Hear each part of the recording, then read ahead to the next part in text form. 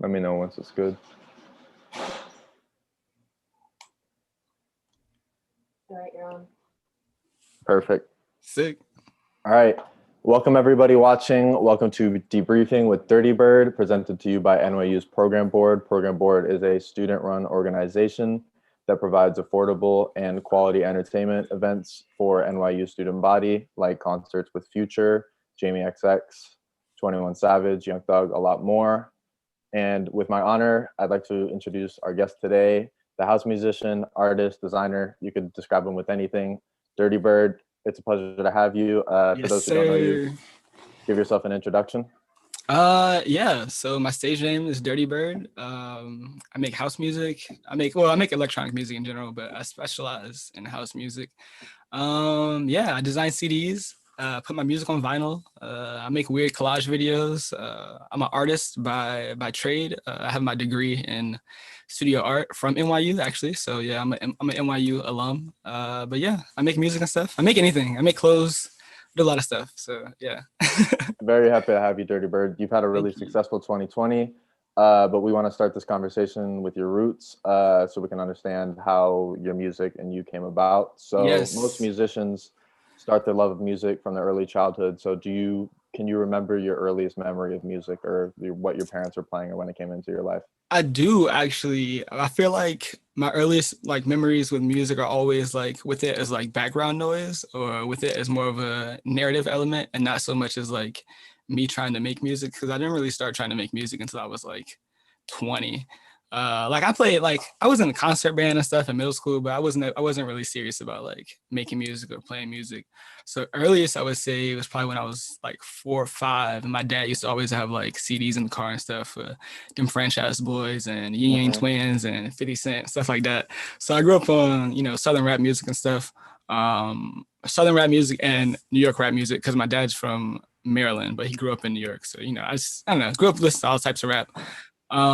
Wasn't big on electronic stuff until high school. But yeah, earliest memory, definitely a lot of Southern rap music. So as you grew up, how did you end up making that transition into liking electronic in high school? How did your taste evolve as you grew older and found I music on your own? Yeah, I think like when I was getting older, I was more interested in the jazz, like second to rap music. So once I got into jazz, I was like, okay, well, obviously I like stuff that's not just rap, so I should probably try other genres. And then I got big on the indie stuff, the pop punk stuff.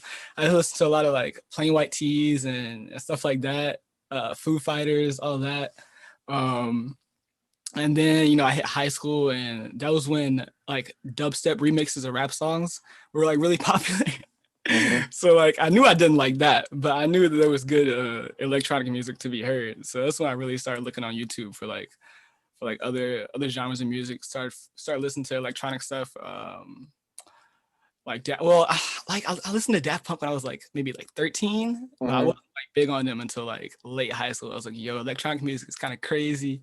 Mm-hmm. And in college, I was like, okay, well, I don't want to be a rapper because everybody's a rapper. Well, I eventually made a rap album, but I didn't start off wanting to rap because I was like, yo, there's too many people doing it, too many people who are already good at it. Let me do something Mm-hmm. else. So yeah, I didn't really have I didn't always start with electronic music. It was just something that another genre that I had explored over time. Gotcha. And then, as you said, former NYU student, how did your taste evolve when you were at NYU, and how did the experience there lead to where you are as a musician now? I think being at NYU changed how I look at music because well, it didn't really change how I saw it, but I feel like it gave me the tools to be able to make music, but not from like a technical standpoint, more so from like what story are you trying to tell, and like what audience are you trying to engage with your craft? Because I feel like I was approaching it more so from like a fine artist trying to learn how to make music, and less so like somebody who wants to be a musician. Because I don't think I ever really set out to be like, I'm gonna be a musician. It was like, no, well, I'm an artist by trade, so I'm a student of the arts. So when it comes to choosing a medium, I was kind of just like, I've done painting, I've done sculpture, I've done drawing. So music was just kind of like the next logical step. So I think being at NYU gave me the ability to kind of explore that freely without having to be under the pressure of like, I have to make it big as a musician, because it was just something I could teach myself and practice with. Gotcha. So coming out of NYU, when did you like officially start making music or singing it as something? Well, two things. When Yeah. did you start singing music or start making music? And then when did you start to take it from it being a hobby or just something that you Mhm. were experimenting with to seriously thinking that you'd make music as a career? I think I posted my first song on SoundCloud in like 2017 or 16, actually 2016, when I was on like GarageBand making like weird ambient music. Mm-hmm. um I took it seriously, I think, after I put out AV Club, because that was the first time I had like seriously put together a compilation of songs that I had made. Like I had been uploading stuff on SoundCloud, like random, just weird electronic stuff, weird ambient stuff. But AV Club was the first time I was like, yo, this is what I'm doing now. I'm making music now. This was back when I was like on my other Twitter account, like before I got suspended. I was like, all right, Mm-hmm. guys, this is what I do now. You know me for the comics. You know me for, all the other fashion stuff. You know me for everything else. But what I do right now in this moment is I'm making music. And that was with AV Club, I think. And then everything is just snowballed from there. So speaking of your multiple Twitters, you've got multiple aliases, whether it's Dirty Bird or Gum. Can you dive into either of them or all of them, any that I'm not naming, Yeah. and break down how you use the different ones to differentiate what you're doing and express yourself? For sure. So Dirty Bird was actually a character in my comic book who was based on the character's name is taken from one of my dad's friends. So it's not even nothing I came up with. So yeah, I was using it for a character in the comic book, right?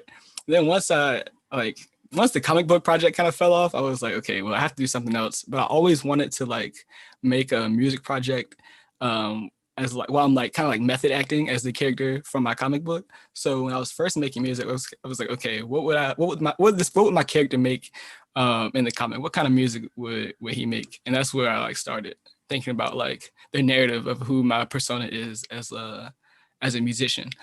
Um, and then Gum came because I just needed a new ad. I was tired of my other ones. Uh-huh. I was like, yo, I want a 3-word alias. I mean, a 3-letter alias so bad because they're so cool. So I ended up stealing the girls from a Jet Set Radio Got you. because her graffiti logo was cool. So I was like, I'm gonna just Mm-hmm. run with that. And then once I started like getting all my followers back, like after I got suspended, whatever, I was like, okay, well, damn, Gum kind of stuck now because I can't just change it now that everybody's like, once people started like mentioning me to other people as Gum, I was like, I can't ditch it now. It's Mm-hmm. stuck. So I changed my website from my real name to Gum Studio just so I didn't want to have my real name out and about like I did on my Yeah, first account, that's true. because my name was everywhere. So I changed it to Gum Studio, and that also helped me take it more seriously. Once I changed it from like it about being me as a person to more of like this like fictional entity in my head where like it's like this whole company that's making things. That kind of it motivated me in a different way because it wasn't so much about like what I'm making as a person, and it's more about like the story that I can tell through my objects.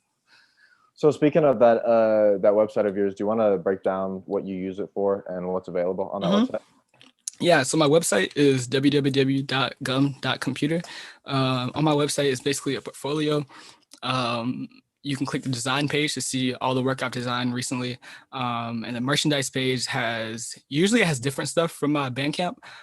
So like more like novelty stuff like the Password Scraper CDs and a lot of promotional stuff, some t-shirts, some little gadgets. I was doing gadgets for a while.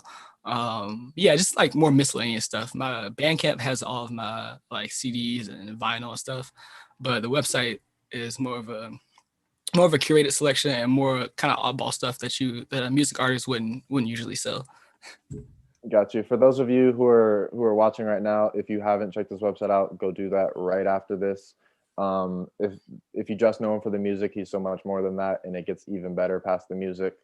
And to transition from that, going off of who you are as Dirty Bird and the music you make nowadays, from the musicians that you listed earlier and those you didn't, who are some of your biggest influences on what you're creating right now? Oh, my biggest influences. Number one has got to be Moody Man. That's my goat. Everybody knows I love him. I'm wearing his shirt right now. That's my goat. Real goat. I think he inspires me mostly when it comes to sampling and all of my sampling practices, like, and trying to get my house to sound less electronic. Well, at times less electro. I try to mimic his his production and making my sounds less electronic and more like 80s like disco house, or will have more of that retro feel to it. But also at times, you know, he helps me kind of as a foil and kind of how can I push my music in a more futuristic and electronic direction. My second influence, definitely DJ Screw. Not so much because, Classic. yeah, not so much because of the sound, I think, but more so his technique. I'm really fascinated with how you can find rhythms that you wouldn't find otherwise when you slow down and chop up a sample. Like, it's so many times where like I took a sample and did like all these crazy things to it, and like I find this crazy groove where like put some drums over it. And I'm like, wow, like you wouldn't have heard this from this song otherwise if you hadn't applied this process to it. So I'm a big fan of his being able to being able to create a process that's so unique to him. So I want to kind of do the same for me. Like I want to create a process, but where I can create a unique sound, no matter what genre I'm trying to make. So yeah, definitely Moody, DJ Screw, Fred P. Fred P makes crazy, ginormous, big brain techno that I can only hope to make in 20 years from now. I think he's a genius in the way he approaches putting ambient rhythms over techno drums. I think he's a genius. So yeah, definitely those three. Gotcha. Is there any artists that aren't musicians that inspire you right now, or pushing, especially more so on the design side, that you're really interested in? I think, you know, I say this all the time. Raf Simons, always, that's my goat. I think mostly because we have the same affinity for nostalgia. Everything I do is like dripped in nostalgia. And the same is true for Raf Simons. So I feel like I find a lot of inspiration in his stuff.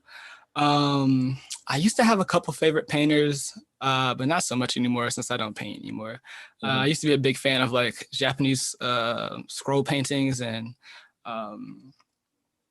stuff like that, but not so much anymore. All of my design stuff now is like more Y2K inspired. And so while I don't really have like an artist I look to for Y2K stuff, like other than my peers. But yeah, I scroll like archives and stuff all the time. All right. So now we're gonna get into your discography. For those who are fans of Dirty Bird, 2020 has felt like Christmas every month. You get an album or a tape once or twice a month, it seems like. And to break that down, we'd love to get into the process, your day to day, on how you're putting together these songs, deciding what goes for what album, because it seems like you're doing it at such a exponential rate that I can't comprehend it from the outside. So my process, like I don't really have one. I think I'm like constantly making music, but when it comes to putting together an album, that's where things get like really specific. Like sometimes I'll start off with like I'll think that I'm trying to make a single, but that single will embody the sound for my next project, and that's when I start really like nailing in like what it's going to be called. Number one, I do that first. I always pick the name first, because if I can't pick the name, then I don't know what it's going to sound like. I pick the name, and then based on the name, I pick the genre or like the pool of influence. So like I'll start thinking of like what music that I've been listening to that sounds like what I want to make. I'll write all that down. I think of the story that I want to tell. So for example, with Brainworks and Malware, Brainworks I made after I changed my studio name to Gum Studio, right?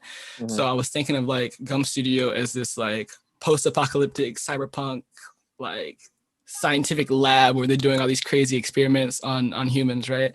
And so Brainworks was supposed to be this like lab testing. It was supposed to be like audio stimulus lab testing that this crazy weird cyberpunk company is doing.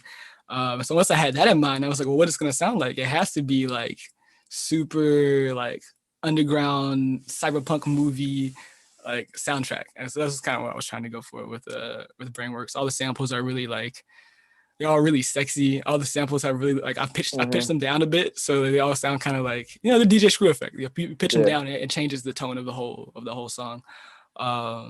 Yeah, so it's basically like my title. I pick my title. I pick what I want it to sound like, and then I start start making songs, start cranking out hella songs. Like I don't have a job, you know, so I just wake up and start making beats at like 11 a.m.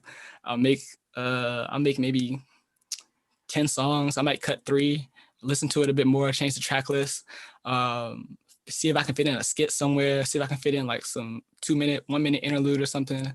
I put them together like puzzle pieces, you know, like for Malware especially. I was like, I know for a fact I want to have 2 just really instant classic house house songs. So I ended up with Touch and Virgin, which are like, tracks 2 and 3. And then after that, I was like, I gotta have, my 2 weird, crazy samples with some crazy drums over it. So that's how I ended up with 2 other tracks, just flipping samples and putting drums over it. And then came the features. The features were the last puzzle piece. So I start trying to think of it logically once I have the 2 or 3 track foundation, and I can start thinking about what the track list might sound like and what the experience listening to it might sound like. Gotcha. Well, yeah, the sample usage on Brainworks is phenomenal. Every song, Thank you. it feels like it's a different texture based on the sample, and definitely sets it apart in your discography. But going back from Brainworks, the earliest I started listening to you was the In a House series, the beginning of that, and like the old Dirty Tape were just moments where I was like, yeah, I know he's got it going on. So can you get into like the beginning of your discography and how you got to Brainworks and the newest project? Yeah, for sure. I feel like I've never even thought about this until now, but it's definitely a important growth process. So I started my first ever project was like a 4-track EP. It was called Emerald Castles. There was only like a couple of people who still have the files. I don't even have the original files. I had to go and download them off Soundtrack so I can send it to one of my homies like a couple of weeks ago. But Emerald Castles, it was like 4-track weird ambient stuff. And then I just started putting out Lucy's. I put out VR Chat. VR Chat was actually one of the first songs I made. I think it's like a year and a half old now. It wasn't on any project at first until In a House, Board in a House 3, and I finally was able to put it on streaming. But yeah, I think In a House, Board in a House 1 was just like a bunch of Lucy's that I had, because I wasn't ready to make an album yet, so I just had like a bunch of Lucy's. I put out like 7 of them. In a House, Board in a House 2 was my first try in trying to get the jazz influence into my songs, but I wasn't good enough yet. So I think like when I listen to the stuff now, like it all sucks, but you could see like where my ideas were heading in terms of like how can I get the jazz influence into more electronic rhythms. And then eventually, I did that in a better way, I think, on the Significant Other album, which was the first time I got an album put out by a label. So Menace was the label who put that out for me. It was a international Swiss and Japanese, I think, label, and they put that music out for me. So shout out to them. It wasn't that popular, so I kind of feel bad for them, but it was. I still think it was good. I did Significant Other. I did AV Club. I got into my groove, I think, really on Halcyon Palace.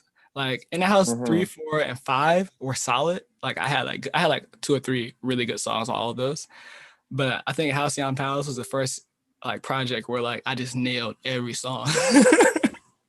Like from Carts to You Own My Mind and to Listen Close, the last track, I feel like that was the first project where I just like nailed every song. And I was like, okay, now I'm ready to make like a real project.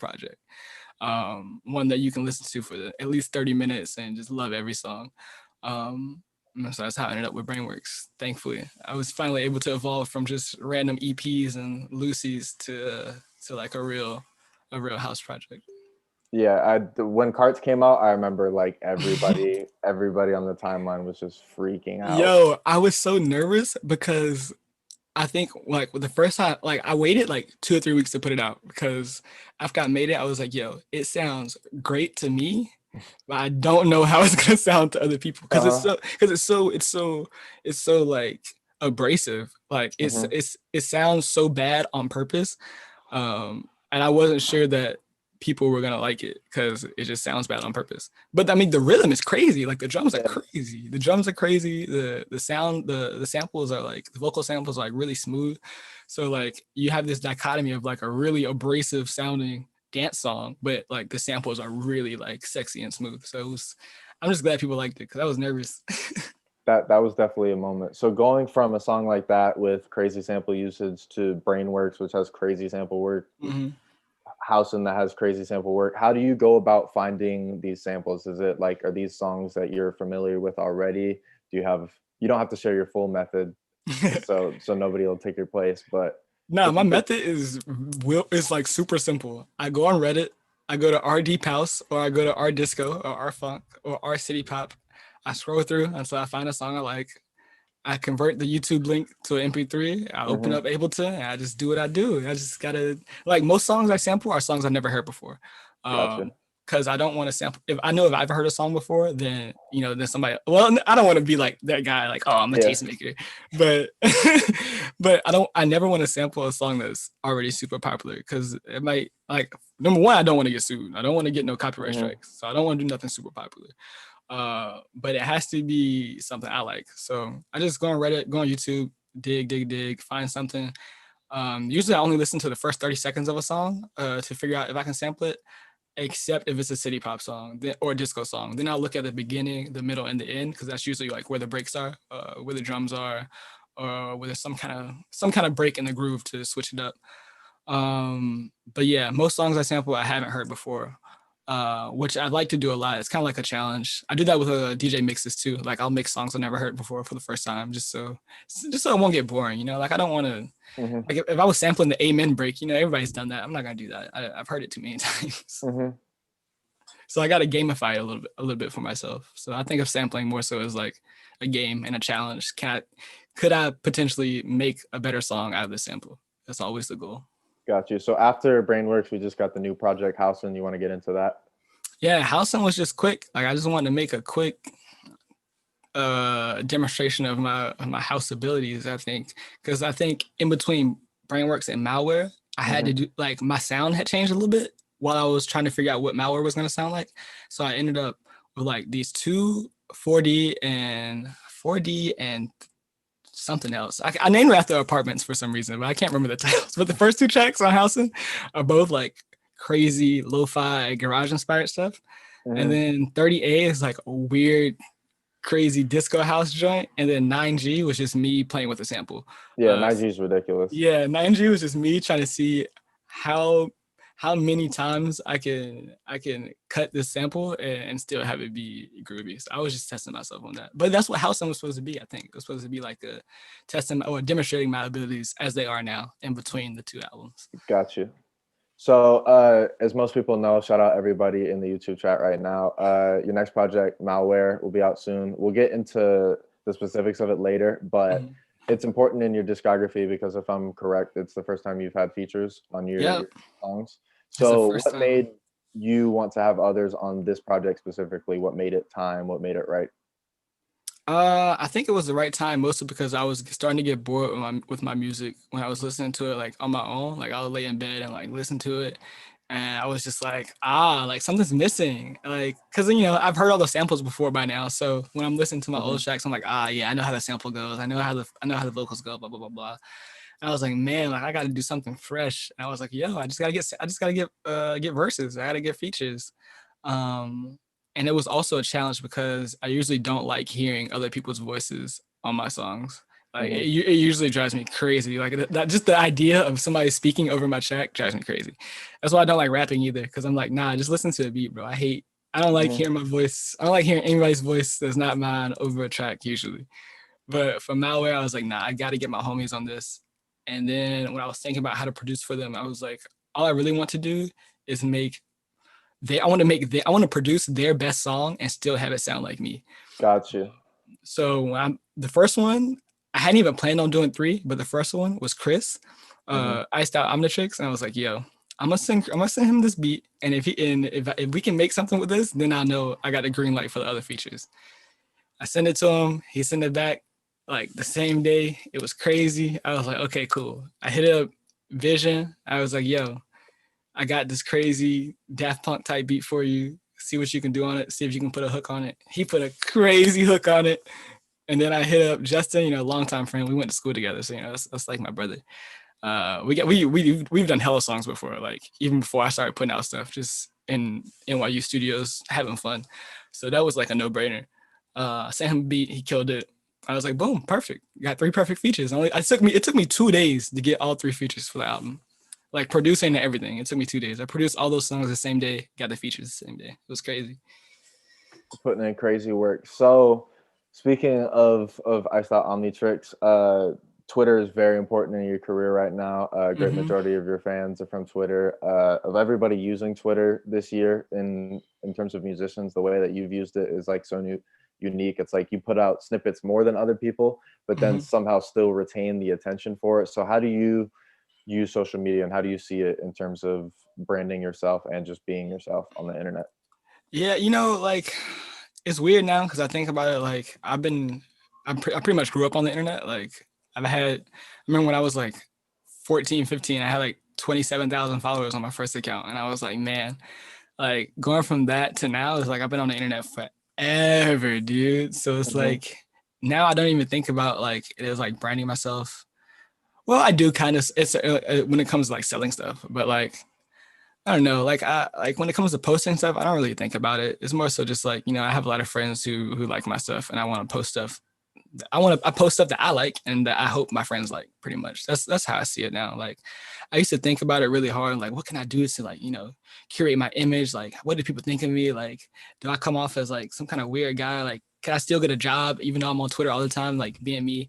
Yeah. But once I kind of let that go, I was able to get over a lot of my personality issues with myself and like become a better person like individually. And then I think that carried on onto Twitter. So now it's like I have a way more healthy usage, I think, of Twitter. Like it doesn't stress me out to like have content to post or to think about what I'm posting. So now I'm in a good place, I think, mentally when it comes to Twitter. So I don't have to think too much about what I'm doing because it doesn't matter. Like it's cool. Well, it does matter, obviously, but like it's not stressful. I don't have to think about it. I can just keep working and putting stuff out and having fun with my friends on Twitter. For anybody who's been following him on Twitter, whether it's this account or the other account, like it's still so you that you becoming a musician hasn't even like, I just see like two music links or a snippet, and then it's just the rest of your Twitter. Exactly. So, equally as personable as you are branded. That's what I try to do. Like, I remember like I used to get so upset when like I would see people doing like, oh no, this is bad for my brand. I can't repost this, or I can't retweet this, or I can't like this post because it's bad for my brand. And I was like, yo, I hate that, dude. Like I hate that. Like, like I don't know. I just hate that kind of like I hate feeling like I have to perform like my person. So like of course you're not just gonna know me just from my tweets, but like I try to be genuine. Like if I'm a hater one day, then I'm a hater that day. What can I say? If I fuck up one day, I fuck up. But I try to be genuine, man. That's all it is. That's definitely one of the reasons why you've gained such like I'd say a cult following on Twitter. So how do you think the pandemic has impacted your career, and B, what do you have to say about your fans? Because it's like a really interesting, not cult situation, but you've just got a lot of people who've got a lot of love for you and check on you every single day. I appreciate my fans so much because it feels so different from just having a bunch of followers like before I was like making music and stuff. Because before I feel like it was just like, it's just they just know me from whatever I was doing on the internet that day. But now it's like people are looking forward to the stuff I make, and it feels really supportive to have people like wishing the best for me. What did you say at first though? Before that, you said pandemic. Oh, the pandemic. Everybody using social media at home. It's like so much more time to pay attention to what you're doing. Yo, the pandemic, like I'm not gonna say it was good, obviously, but like it has kept me from having to perform in person until I get ready. So now it's like I feel so much less pressure being a house DJ because when you make house music and you play house music as a DJ, like your show's got to be jumping. Like you got to you can't miss. You can't miss when you hop on the decks. So I think I felt a lot of pressure at first, like yo, man, my first show. What am I gonna do? What am I gonna do? How do I get shows? Who's gonna book me? How do I need a manager? Like this was all like pre-COVID, like when I was still doing like my little weird electronic stuff. I was like, yo, who's gonna book me? Like, how does this work? Do I just like, are they gonna cover my flight? Like stuff like that was like I was like bugging out about. But now, nobody's going to clubs. I'm certainly not going to clubs. So I don't have that pressure of like the in real life performance. I think my biggest advantage as an electronic producer is that like I'm extremely online, and all of my music is also like my music is informed by my extremely online presence. So like this music could have only been made because I've been influenced by so much stuff on the internet. So people come to my music from that perspective. I'm approaching my music from that perspective. And now we're all extremely online now during the pandemic. So nobody's really expecting that performance part, other than like Twitch streams and stuff. But other than that, like I have so much like pressure off my shoulder. So now when I get my first show, it'll all be people who already like my music, and I won't have to worry about like impressing anybody. Hmm. So speaking of Twitch and speaking of DJ sets, you want to get into what you've been doing this year, either on Twitch or on other people's DJ sets that are hosted online? Yeah, my first time DJing ever was this summer. The good folks at Harvard Student Radio reached out to me and let me do a set. It was my first set. I had literally just started practicing 2 weeks before the show. I was like, yo, I gotta learn how to DJ in like 2 weeks. Cause when they hit me up about it, they Hmm. emailed me. They were like, yeah, would you be down to like do a set for our event, for our charity event? And I said yes. I was like, dang, I can't even DJ, but I'm gonna say yes anyway Yeah. because I need the money. So Uh-huh. I couldn't fumble the bag. So I said yes. I was like, yeah, for sure, definitely. Closed my email. I was like, I have got to learn to DJ immediately. So I started practicing, put together, just practice mixes and stuff. And it turned out to be a lot easier than I expected. Cause I was afraid of it for so long. Cause I was like, yo, this seems really hard. But once I got better at producing, it made me better at DJing too. So I was able to kill it the first time around. And then after that, they had me on to keep doing shows. I ended up doing a residency for a while, for like a Hmm. month. I did a show every 2 weeks. So that was fun. And I knocked out like 7 Twitch shows. I did another one on there's this online radio that the name is escaping me now, but I did an online radio show that was fun. I started Twitch streaming some more. Um, it was really taxing for me mentally at first because I was like, yo, Twitch stream is hard because there's so many people watching and like I'm not a natural entertainer, I don't think. So like when I'm streaming, it takes a lot for me mentally to like be on top of my game. But recently I've been killing it. I'm having a lot of fun. So I think it's because I know the people, like, not that I know the people who are watching me now, but like they're recurring viewers. So I don't Hmm. feel the pressure of like doing well because I know I can do it now. So it's more so like the confidence. I have way more confidence now. So I think my stream's been good. They've been going good. You got to plug your Twitch. What's your Twitch for everybody watching? Twitch.tv/gum2008. That's me. I'm probably gonna stream tomorrow actually. I was gonna stream today, but we had the event today.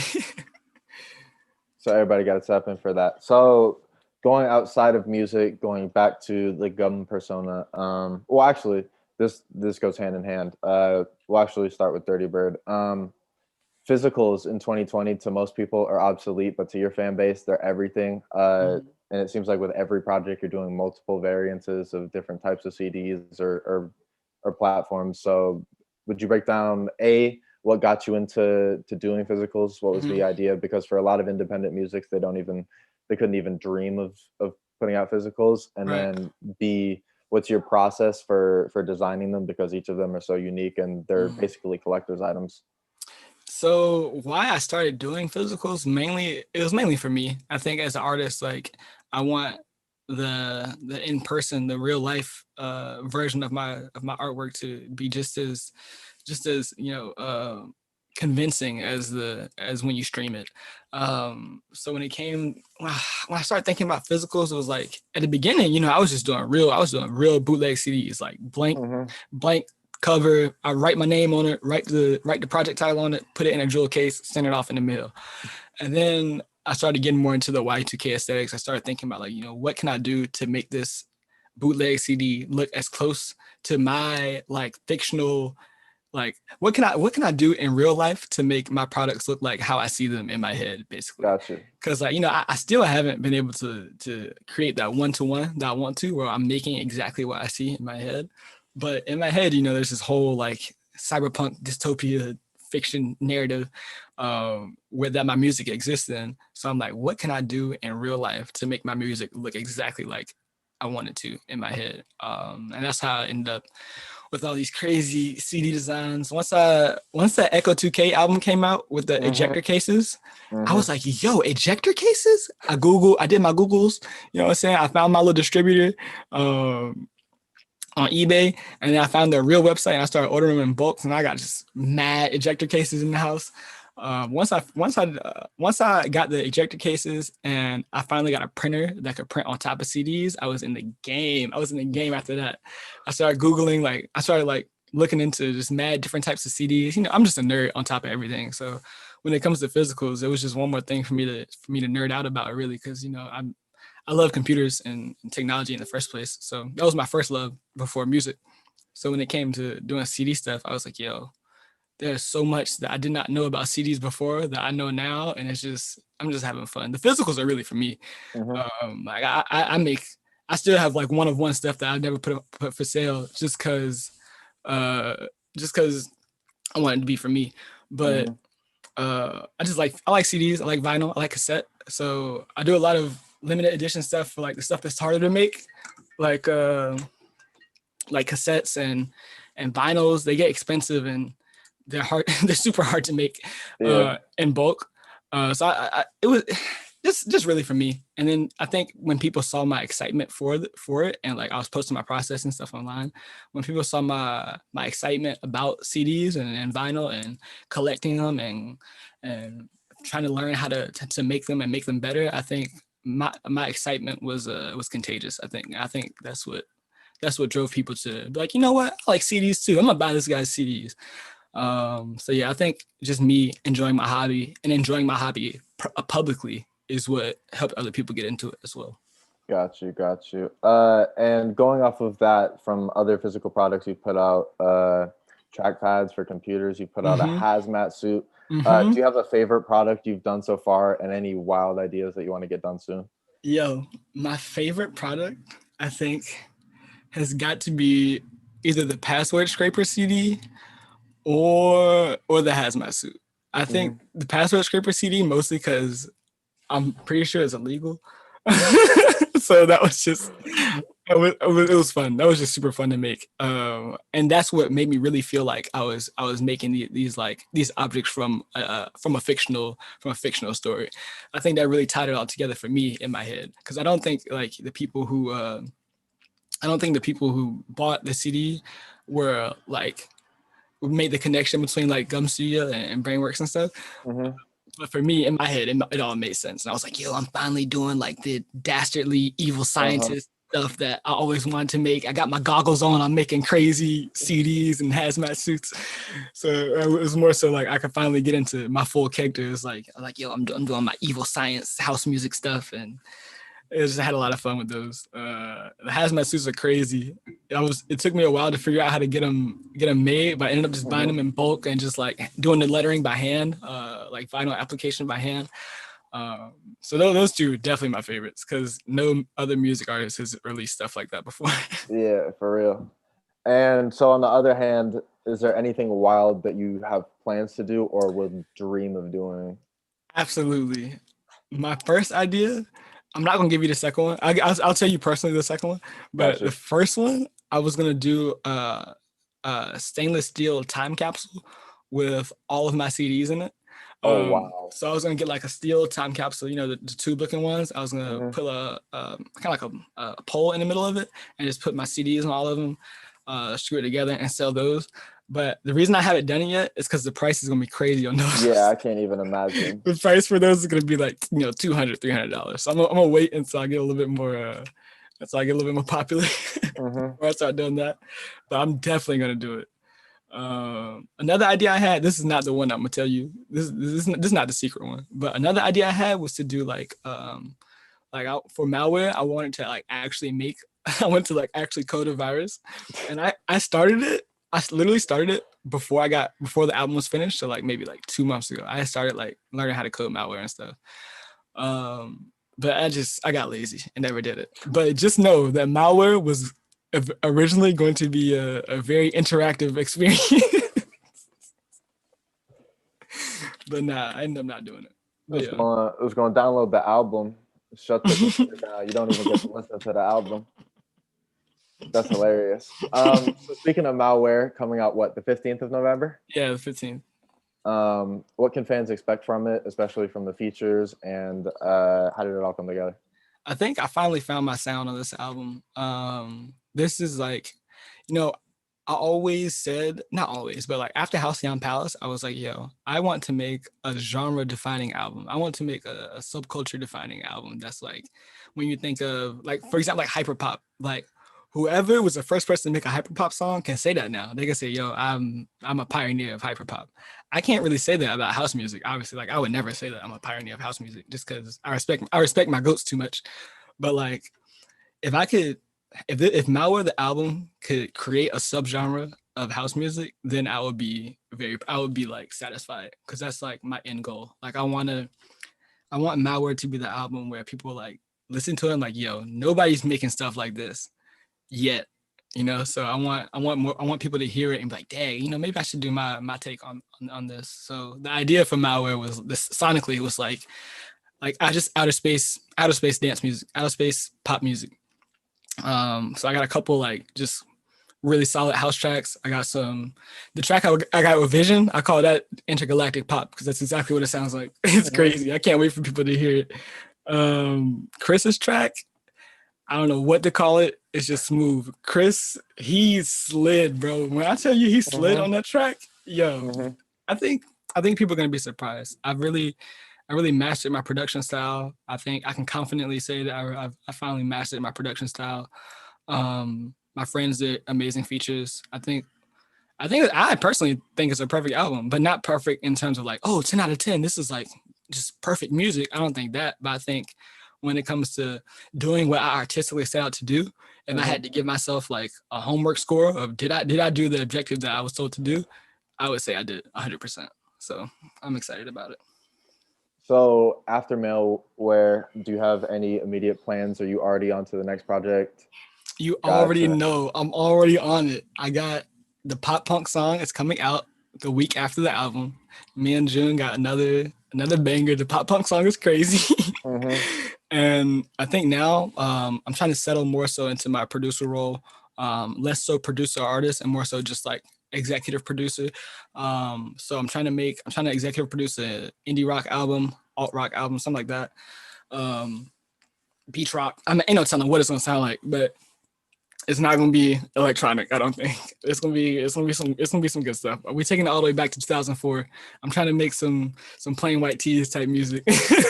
Heard that. But I think it's more so gonna be for fun though. It's not. I don't think it might not fit, you know, with the rest of my discography, but it'll definitely be a project that I do like just a one-off, just for fun. It's just something that I really want to do, and all my friends are excited about it, and it's a way I can get my friends to make music that isn't popular right now. I don't think house music is that popular either. So this is another way I can take a not so popular genre and just make a really good version of it. Got you. So after this, you said that you do want to get into other genres. Do you have any specifics besides the ones you listed that you're feeling right now, or just any general ideas about popping into other genres? Eventually, I will make a techno album just because it's so adjacent to house that I just have to do it. I have to kill it. Eventually, I will make a techno album. Eventually, I will make a pop album, I think, where like, but it's hard to define pop right now just because I think rap music is pop right now. It's the most popular music. Exactly, right. So I think when I say pop personally, I'm thinking of um, like you know, commercial divas basically. Yeah. I want to do my version of that with my friends. So I want to do like a pop album where it's really dancey, but it can still get radio play. That's something I got to figure out though, because I'm not a big fan of, you know, making commercial music per se. But I want to make something that's inspired by commercial music, but it's still genuine. It's not, you know, it's not just for the money. So on some Gums greatest hits, some Dirty Bird greatest hits, even though it's Yeah. not even your greatest hits. Got Right. you. I just want to take a handful of artists like who are like my friends basically. I want to take my friends and just make like get them to do stuff they would haven't have done, they wouldn't have done otherwise. So I just want to put like Chris. I want to put Chris on like some crazy beats. I'm trying to cook up some stuff for him that's just not rap, not hyper pop at all, and just see what he does with it. I want to get Vision and just put Vision over some crazy beats. I already sent him a bunch of synth pop stuff. I want to put my friends on just some really weird stuff and just see them go off. So I think it's more so a gamified challenge. Like I always say, like I want to figure out, you know, what idea. I'm basically throwing darts at the board. Like, okay, yeah, I can make it work. So we'll see. It's going to be good regardless. So past then, do you have any idea of what you'd like your career to be 5 years from now? If you have any vision or just any dreams of where you'll be or what you'll be doing? Yeah, I finally got my confidence back now, so I can start like having. I'm starting to dream about my future again, which feels good. Uh-huh. I think 5 years from now. What do I want 5 years from now? I hope we'll be post COVID in five Yeah. years, and I can start playing live shows. I want to start doing like but instead of like, performing in a club, what I really want to do is throw a series of house parties where like I go to people's apartments and we just throw like a intimate show with like maybe 50, 60 people. And I just Mm-hmm. kill it on I just kill I do like a 3 hour set and I just kill it and we record it and upload it and stuff. I Mm-hmm. want to do like just a series of those like in New York. We'll do like maybe 5 or 6 in New York, maybe do 2 or 3 in DC or something, and just keep it going and do like a series of house shows and really bring back that 80s and 90s style of like Yeah. house Real shows. house music. Yeah. Yeah, real house music. That's what I really want to do. I want to get to a point where I can legitimately say that I'm a classic house producer. So Mm-hmm. that anybody who's born after 1997 can be like, yo, if you're into house, you gotta listen to Dirty Bird. You gotta listen to Moody Man. You gotta listen to like I want to be in the conversation with my Mm-hmm. idols. Hopefully in 5 years. I think I can do it personally because I've been killing it lately. So I think I can. Yeah, at this rate, I think I can you'll do it. easily be up there. I mean, we even had somebody in the YouTube chat say that you put them on the house music, which is Yeah, that's the crazy. biggest compliment. That's the biggest compliment. Yeah, whenever I see people saying that on Twitter, I'm like, this is crazy, but it shows the influence you have right now, Yeah, which is for just out of sure. this world. So, going within those 5 years, do you have any dream artists that you want to collaborate? I always see you tweeting about working with Archie. Yo, if Archie Marshall ever texts me back, we're gonna get a Grammy. I'm telling y'all, bro. I want to work with King Cruel so bad. I can't even explain. I think he's probably like top 3 of people I want to work with. King Cruel, Moody Man, obviously, but not for his Mm-hmm. beats. I want to get Moody Man doing vocals on one of my songs, Oh ideally. wow. Yeah, I want to get Moody Man vocals. And then I want to get Norma Jean Bell, who she works a lot with Moody Man. She's a Mm-hmm. saxophonist and a vocalist, and she makes really good house music. I would love, love, love to get Norma Jean Bell to play sax on a song for me. I think that would be like, I think because so many women get overlooked in electronic music and in house Mm-hmm. music specifically. People only know them for their vocals. Or like only applaud them for their vocals. When I think Yeah. a lot of women have just been killing it, and like Norma Jean Bell, I think is one person who is like incredibly underrated. She's an incredible musician, incredible saxophonist. So I would love to work with her. Yeah. And I definitely think that's true. I feel like, especially with like a lot of the artists that Moody Man has on his songs, it's like mm-hmm, people only treat them for that one song, and they don't mm-hmm, go outside of the Moody Man track. And you exactly. have to go outside of the Moody Man You track because have all to. of it There is are so many good incredible. Detroit artists that I found because of Moody Man. I'm like, yo, I think his strength is that he's so local. And Hmm. that's another reason I really admire him is that he's still local to this day. Like he's extremely local. And since I don't have that in my community, I think that for me that's become the internet. All my mutuals, Definitely, all the people I definitely. know on the internet. So I want to take that same type of local family style approach to music, but just with my friends and stuff. Got you. Um, so we had one question from the chat. It was specifically about the sound recordings for Mm-hmm. the people on the new album. Oh yeah. I know that Mark Sabino's on there. Shout out Mark Sabino. Mm-hmm. You want to talk about that and how you got people to work on the album from Twitter? Yeah, so I put out my email and I was like, yo, send me voicemails or send me voice memos so I can use them for interludes and stuff. And I got a lot. Yeah, I got like maybe 20, 25. I ended up I couldn't use all of them, but for the people that sent me some who I didn't use, when you hear the album, if I didn't use yours, I'm saving it to use for future albums because I really like the idea of fan mail. I like the idea of calling into a radio station and like leaving a mess or like shouting somebody out or like just saying whatever really. So I wanted to see if I could incorporate that same feeling into my outro track. And it turned out really nice. I got my friend Sabrina doing a bilingual memoir type uh, uh, like she's just talking basically, but she's talking about something that happened with her mom. They're talking about something that happened with their mom. And I got my friend 11 talking to their sister. And then I got somebody speaking Spanish. We got a whole bunch of Spanish speakers, a lot of Portuguese speakers. My favorite voicemail, I just saw somebody ask, my favorite is my friend that's in the Halcyon Palace pretending to be my lawyer. That one was hilarious. can't wait for people to hear that. He was pretending to be my lawyer, and that one was hilarious. But yeah, the outro track has maybe like 12. Yeah, like 9 people on it. So yeah, it's gonna be cool. I love the outro track. I just want to get my friends on it, or just get people who I want it to be a collaborative effort. This is not just my album. I'm doing this for my homies and for the people that support me. Heard that. My favorite song on the whole project is "I'm Trippin'." Do you want to get into that one? Yo, Because I'm tripping. the sample usage on that one is ridiculous. Whether it's just the way that the hook comes in or the way you pull it back, ridiculous. I can't wait for people to hear that. Yo, I'm tripping. It's probably one of my best sample flips ever. I went crazy. It's because it's so jazzy. Like I'm always so excited when I get like jazzy samples, because I'm like, yo, I can really just like, I can just nail it because they sound so cool. So I got this weird vocal sample. I don't know what song it's from, but the vocalist is like has that the crazy the sample that the song is titled after. She's like, "Oh, I'm tripping," and when I heard that, I was like, "What?" So that's the sample. I have two.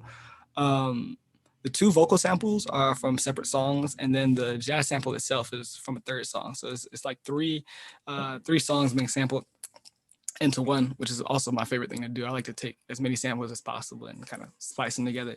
But I'm tripping is crazy.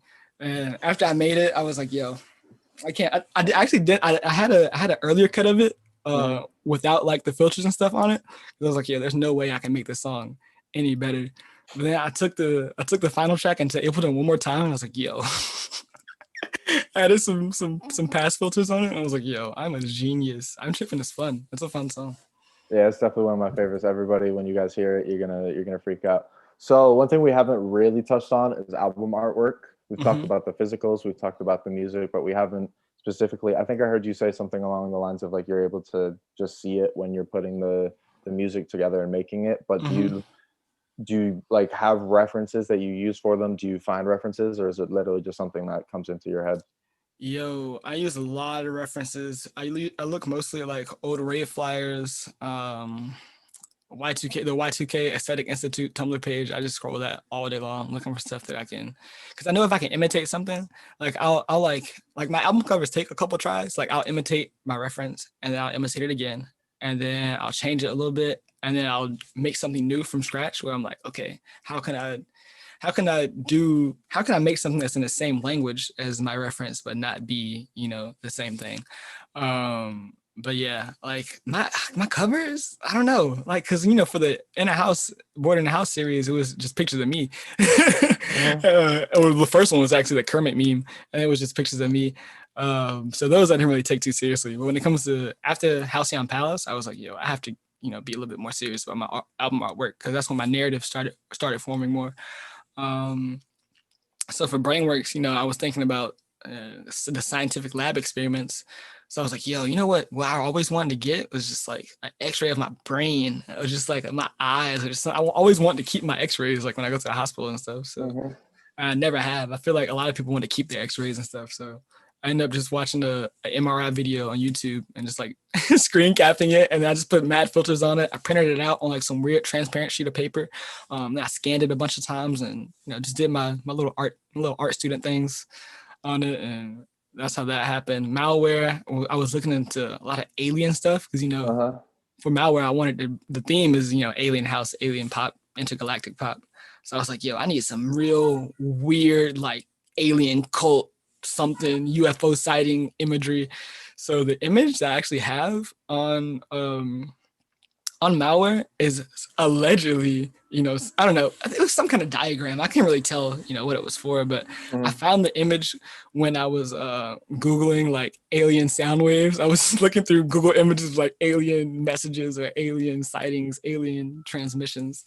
And that was one of the images that popped up. So I just, I did my thing. I kind of ran with it. I love the imagery a lot. I don't really know what it is, but I don't want to look it up and then ruin it for myself. So just keep it pure. Yeah. So to me, it's like it's alien graphs, alien charts, and I think when people see it, they'll be like, yeah, it works.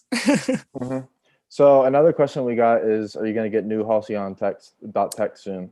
Yes, the only reason it's not out yet is because I ordered my sample copy to the wrong address. It was supposed to be out this week, but I made a mistake. So when I get the Coming sample soon. copy, when I get the sample copy, y'all will know. It's coming out this month. Yeah, we worked really hard on it. It's really good too. So I'm hyped. So one of the last things related to art that I have a question on, if nobody else has questions, we'll end it after this. Mhm. You use visuals a lot to tease snippets, but what do you see the future of your career with visuals being? If you'll put out like full music videos or possibly even video versions of albums, Mhm. and how important are snippets to you, and how do you put these videos together? Yo, the only reason I haven't done music videos is because I don't have the resources where I'm at in I'm in North Carolina, and we don't really got much. I'm in the boonies basically, so we ain't really got much by the way of directors and filmographers and stuff. So I'm glad that I haven't done music videos because they wouldn't be like up to my standards if I did them myself right now. Mm-hmm. But in the future, I want to have full directorial control of my music videos from who's filming it to what camera we're using to where the location scouting, all of that. Like, because originally I wanted to be a film student. Mm-hmm. I was writing screenplays. I was in the film program at NYU for a while, and I was really big on film. I'm still big on cartoons right now. I think anime Yeah. and cartoons in general are my biggest inspiration in life. So I love the idea of creating narratives. So all of my music videos will without a doubt be narrative because I see my music in a narrative fashion. So the day y'all get a Dirty Bird music video, it's gonna be incredible, I swear, because I've been itching to just make a really immersive cinematic experience. I think my music is really cut out for that if I can, edit it the right way. So we'll see. Music videos, whenever I get out the house, whenever I move out, we're gonna be good. Either that, or we'll get you on like a new Jet Set Radio game. That's what the Exactly. world needs. Exactly. I So love like visuals, like when it comes to like videos and stuff. Like I think mostly I just like collage like stuff I like, drifting mhm. videos, cartoons. I basically just make AMVs when it comes to like posting snippets and stuff. None of those are really, my true artistic showcase. But one day I'll be able to stop having AMVs as my stand-ins. Got you, got you. We got a couple more questions. Is there going to be a Gum Christmas House album? It won't be a Christmas album, but I'm definitely gonna put something out for Christmas. I don't know what it's gonna be. It could be anything. It could be a jazz album at this point. I don't know. But yeah, I'm probably gonna drop something next month for sure. I just don't know what it's gonna be. It might be the pop punk joint. It might be a pop punk album. It might be an EP, a synth pop EP. It could be anything. But Hmm. yeah, I drop every month. I gotta put something out. So we'll see. Somebody else said more Dirty Bird raps? Question mark. Not produced by me. I might rap on my friends' joints, but I might not ever rap again. Honestly, like Sounds of Life was good. I don't know. I just don't know how I made it, bro. I don't know how. I don't know how I made the album. I'm glad I did because it's definitely one of my most played albums. I think it got me on the radar of a lot of music journalists somehow, which Hmm. is a miracle because I didn't think I was rapping that good on it. I thought it was just kind of my production. I thought on it was incredible, but my bars I feel like left a little bit to be desired. And there's a lot of people and a lot of my friends who rap better than me already. So I'm not itching to rap. I don't have nothing to say. I live with my mom. I'm just I'm at the crib all day. I don't have nothing to They're say. making house music. Yeah, I'm in the crib making house music. Got you. Somebody else said you should get people in your Twitter following to send you video clips of them being filmed doing anything and put mad filters over it and do a visual album. We got like 3 people upvoting. Yo, Yeah. I thought about doing that, like having submissions, but the only thing is it would take me a long time to edit it, and I'm lazy. So but and I'm like I always say that I'm a horrible person to work with because I'm so specific.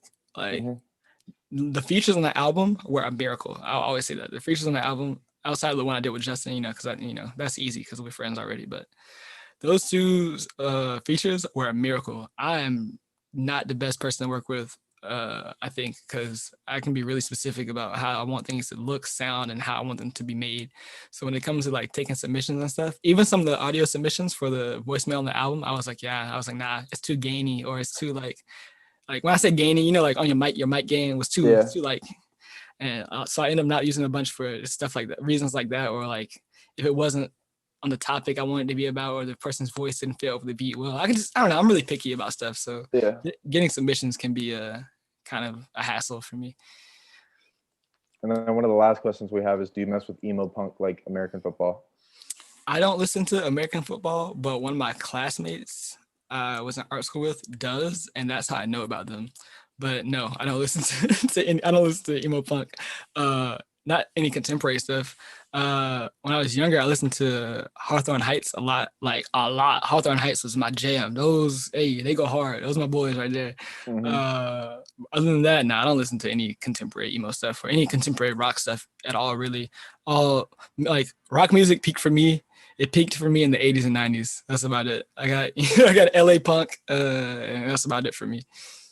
Got you. And besides that, what else are you listening to right now? Right now, I listen to DJ Screw every day. I listen to the Ooze at least once a day. Classic. I listen to random jazz albums I find. I listen to city pop when I'm digging for samples usually, but I listen to a lot of city pop, a lot of Momoko Kikuchi, Taiko Anuki,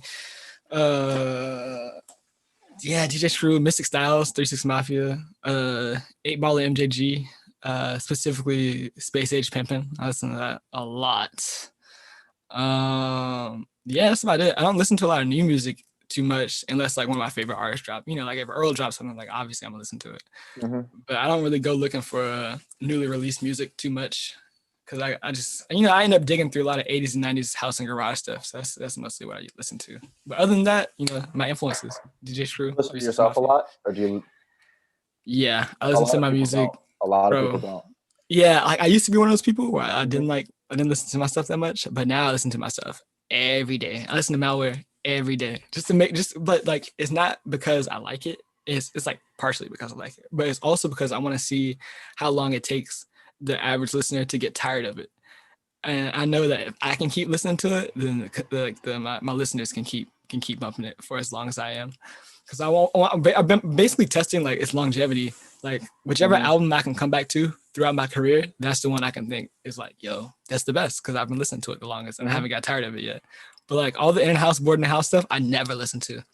Halcyon Palace, I listen to Carts. Brainworks, I listen to It Doesn't Matter. But Malware, I run the whole album front to back. That's how good it is. One other question we got favorite video game, and then we got how does he find the constant motivation while breaking his barriers and getting better? My favorite video game right now, obviously, is Tekken 7. Tekken 7 is the greatest competitive video game of all time. I also really like Final Fantasy. Final Fantasy 7, 8, and 9 are some of my favorite games. Call of Duty Modern Warfare 2 and 3 are also two of my favorite games. I played competitive COD in high school for a little bit. I played competitive Smash for a little bit last year. I don't really like Smash, though. I actually hate Smash. I'm just really good at it. Yeah, those are my favorite games. Final Fantasy, Little Big Planet, Tekken. That's it, really. Man, how do I keep my work ethic? I'm unemployed. That's it. That's my work ethic. Because I'm at the crib and I'm broke all the time. So I got to keep working. But how does I keep breaking barriers? I think just by challenging myself. I'm a really competitive person and I don't like losing.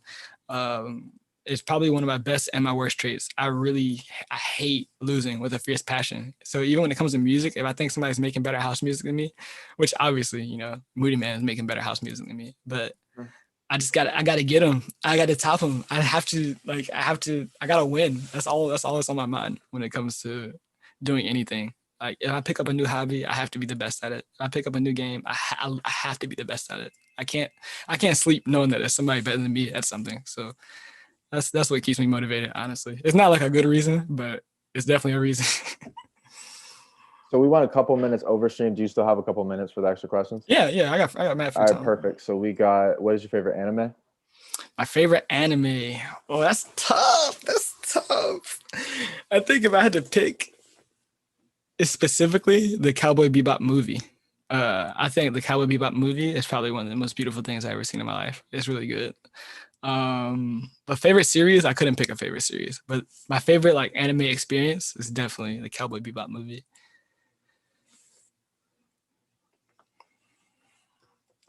I had myself muted for a second. Somebody said thoughts on JPEG Mafia.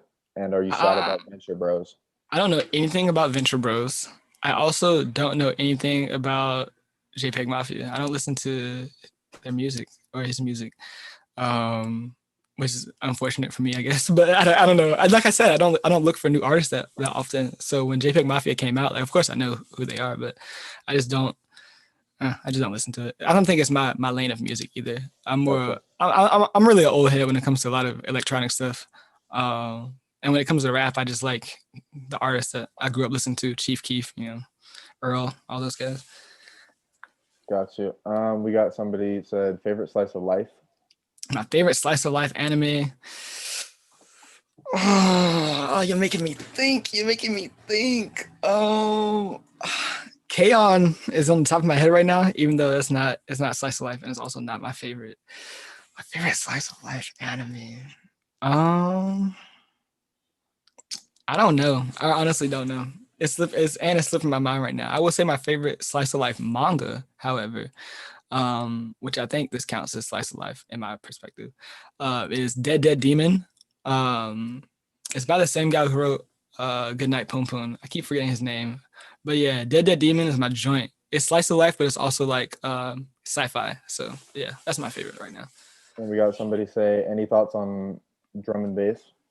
Drum and bass. I've heard a lot of good drum and bass music. I can't make it, I don't think. My friend Days God on Twitter, he makes some stuff that's kind of like drum and bass adjacent that I really like. Um, but as a genre, I haven't listened to it much, so I don't really have any thoughts on it, to be honest. I don't want to speak on a genre that I don't listen to. Got you. But there are definitely some songs I've heard that I like though. The next question was why was Brainworms and Slurring taken off of streaming? Yo, because I didn't like them anymore. My bars are weak on that. I think my production on both of those are really good though. Brainworms is a crazy beat. But yeah, they were embarrassing, so I took them off streaming. Next question is what would you do to get Earl on the album? Yo, I would do anything. I could probably just DM him and ask, but I'm just so nervous. I would pay any amount of money to get Earl on my album. But also like I can't think of a beat that I've made that Earl would sound good on, which is why I haven't tried reaching out to him or anything. Because if I do, I have to be ready. I have to be prepared. Like, I gotta have an Earl pack of beats that's ready to send, and I just don't. So I can't. But I would do anything to get him on the album. Even if it's just like a skit, bro, I would love to get him on the album. So we'll see. I gotta link with him at some point. All right, so we'll keep going for 5 more minutes throughout these Sure. questions. We've got what are your thoughts on the streaming era? Streaming sucks. I hate it. I think streaming is the worst thing that could ever happen to music because it takes away the social aspect of listening to music. I think we're still retaining the social aspect of music by like sharing music links and stuff on Twitter and still being able to have like these music communities online. But what I really mean when I say like the social aspect of music is like like I think now it's harder to have music in the collective consciousness that where everybody knows the album that you're talking about. But when Michael Jackson dropped the album, the whole world knew Michael Jackson dropped the album. And I think that's the social aspect that we're missing, whereas it's really hard to be in the contemporary consciousness, for better or for worse. I think it's good because it gives independent artists like more time to shine, and it gives consumers like direct access to indie music if you're able to put your music on streaming. But as far as like monetarily, it's terrible because you make no money off it. I got 60,000 streams last month, and it's only gonna make me like $200-$300 if that. Yeah. So it's like it just sucks from that perspective. Got you. So we'll do a fire round of these next couple of questions. Thoughts on Denzel Curry, thoughts on Terrace House, and favorite Draco song? Terrace House is incredible, except one of my favorite people on it died in the Tokyo season, one of the most recent seasons. So I stopped watching after that because it made me really sad. Denzel Curry, I don't listen to him, but I have one of his albums on vinyl because a friend gave it to me. Favorite Draco song? I don't know. I don't listen to him honestly. I'm glad he out of prison though. Top 3 favorite songs of mine. Somebody asked. Carts, VR chat, and what's my other favorite song? Carts, VR chat, and probably the song I did with Vision, just because that beat is is incredible. I did so good on that. So yeah, Carts, VR chat, and Vision's track. All right, and then we got who you main in Tekken 7, and who's your favorite director? My favorite director, ooh, the guy who make Cowboy Bebop, Shinichiro Watanabe. He's my favorite. I've watched all of his works. I've seen all of his works, including his short films and his contributions to anime anthologies. So I've seen all of his work, and I think all of it is good. He's my favorite director. Who do I main in Tekken? Akuma. I can only play Akuma. He's a 2D character, and he's also the only character I can play. So I'm just really good with him. That's the only. So Akuma. That's what I play. All right, so that seems like it's pretty much it for the questions from the chat. So you want to plug your socials for anybody who had tuned into this for the first time and didn't know who you were? Yeah, for sure. My socials, Instagram is gum.flac, gum.flac. Twitter is gum_mp3.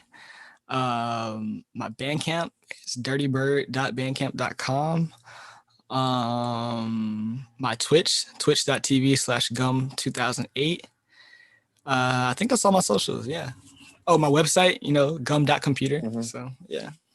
All right, and for everybody else watching this, if you go to NYU or you don't follow NYU's Instagram, NYU Program Board's Instagram, which we presented this event to you at NYUPB, it should be the same thing for Twitter. But for everybody who came, thank you for all your time. And once again, thank you, Gum, Dirty Bird, for your time. For sure. And that's all. Have a good one. Cool. Thank you. All right, so I just